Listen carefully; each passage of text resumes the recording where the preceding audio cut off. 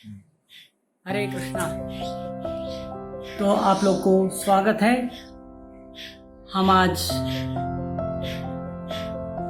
महाभारत से या हम गीता से बात कर रहे हैं। तो गीता में हम धृतराष्ट्र की बात पहली बार पहला श्लोक में पहला शब्द हम धृतराष्ट्र उवाचा सुनते हैं।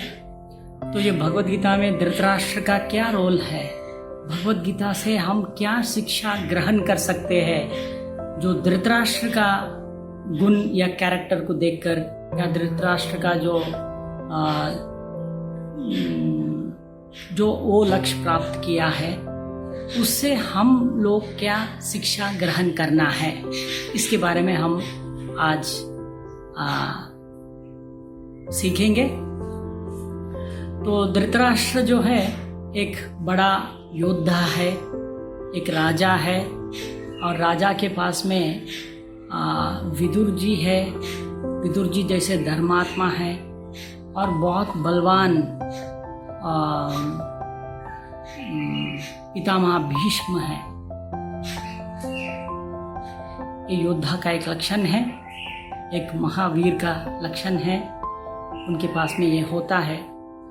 तो इनको क्या करना चाहिए, इनके लिए कोई ऐसा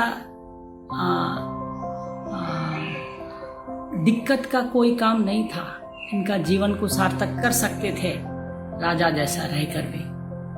पर इनका प्रॉब्लम ये हुआ है कि अटैचमेंट, आसक्त रह गए हैं किसके साथ, अपने साथ, अपना पोजीशन के साथ। मेरे को ये पोजीशन नहीं मिला, मैं राजा का सीट प्राप्त होना चाहता, राजा का पोजीशन लेना चाहता था, राजा बनने का योग्यता था मेरे पास पर मैं नहीं बना।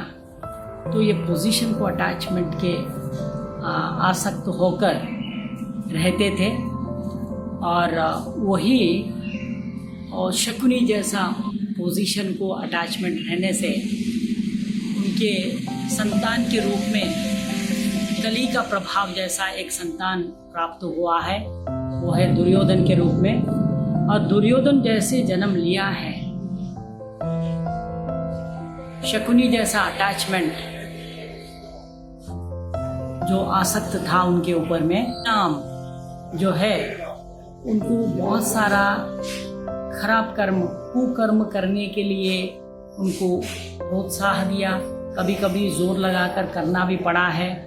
कुछ ऐसे पाप कर्मों में लिप्त हो गए, वो पाप कर्म से और वो नीचे अपना जो एक मनुष्य होने के नाते, एक श्रेष्ठ राजा होने के नाते जो चिंता करना था वो चिंता नहीं कर सका। वो बहुत अच्छा ज्ञानी भी था, आर्य कहा जाता है, वो ज्ञानी था, जीवन का मूल्य क्या है वो सब बहुत अच्छा समझता था। फिर भी एक उनका गुण जो है आसक्ति, अपने वालों के ऊपर में आसक्ति, वो कहाँ पहुँचाया उनको, वो बहुत सारा खराब कर्म करवाया है और वो खराब कर्मों का रिजल्ट जो परिणाम जो है उसको नीचे और गिरा दिया और भी नीचे चला गया वो। और नीचे इतना गया है कि वहाँ से वो कभी भगवान के बारे में चिंतन ही नहीं कर सकता है कि भगवान का चिंतन करके, भगवान का भक्ति करके मेरा मानव जन्म को मैं सार्थक करूं। ये तो चिंता करने का कोई चांस ही नहीं था उनको। उसी तरह हम लोग भी इस मानव जन्म का जन्म लिए हैं और हम ये मानव जन्म का जो उद्देश्य है, इस जन्म में हम ऐसा कुछ कार्य करें जिससे हम और जन्म मृत्यु जरा व्याधि चक्र में न फंसे। इसके लिए भगवान के सेवा में युक्त होकर ये संभव है। किंतु हम लोग भी दुर्योधन के जैसा, मतलब हम लोग भी एक दुर्योधन है, तो हम अपने वालों के ऊपर में बहुत आसक्त होकर हम भी बहुत सारे खराब कर्मों में लिप्त हो जाते हैं। और वो एक ही कारण है, वो हमारे पोजीशन और हमारे रिश्तेदारों पर प्रति आसक्त होकर हम लोग बहुत सारा पाप कर्मों में लिप्त होते रहते हैं। और ये पाप कर्मों का फल हम लोग को इतना गिरा देता है कि हमारा सोच विचार कभी ऊंचा नहीं सोच सकते कि हम कभी नीचा ही सोच सकते हैं।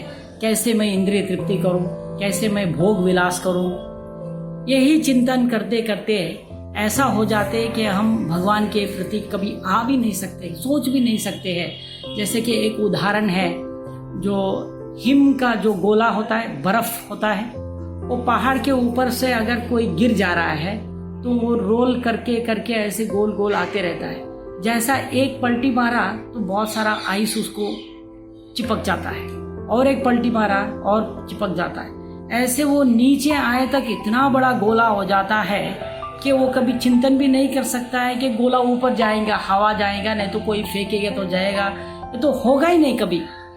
उसी तरह हम लोग ये एक आसक्ति की वजह से खराब कर्मों में लिप्त होकर हमारा जो सोच विचार जो है इतना नीचे चला जाता है पाप कर्मों के फल, कि हम कभी भगवान के प्रति मुड़कर भी नहीं देख सकते हैं। इसीलिए हमको क्या करना है, सब कुछ हम आनंद भोग विलास कर सकते हैं, पर अपने पोजीशन पर और अपने वालों के ऊपर में आसक्त नहीं होकर रहना है। हरे कृष्ण।